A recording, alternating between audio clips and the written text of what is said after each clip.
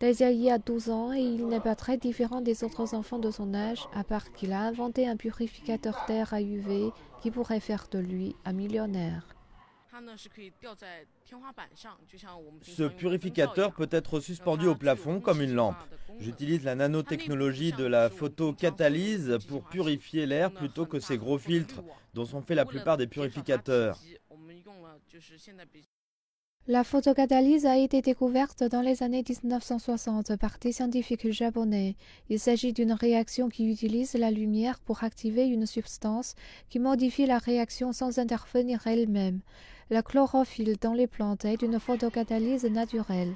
Dit que la substance ne constitue aucune menace pour l'environnement et une fois couplée à du charbon actif, certes purificateur peu onéreux et plus efficace que ceux qui existent sur le marché. En Inde, les gens inhument les morts dans le Gange et la rivière est sale. Les scientifiques japonais ont jeté un photocatalyste dans la rivière pour purifier l'eau. Dai a eu cette idée l'été dernier et il a reçu pour elle le second prix du 23e concours d'innovation scientifique et technologique des adolescents de Shanghai à l'automne. Cet élève attend maintenant que son idée soit enregistrée à l'office des brevets.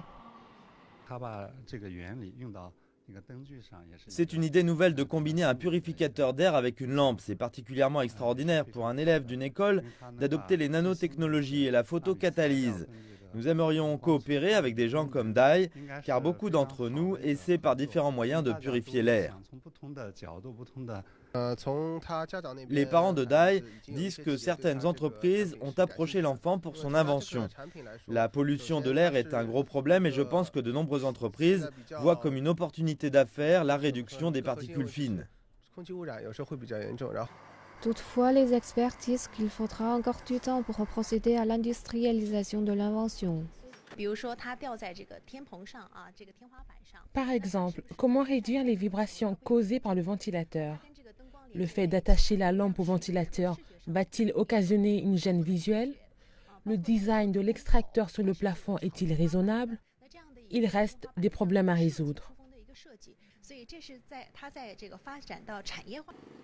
Dai dit qu'il a déjà trouvé une usine prête à produire son prototype et avant de le vendre, il prévoit de procéder à d'autres tests en laboratoire pour purifier le maximum d'air possible aussi rapidement que possible.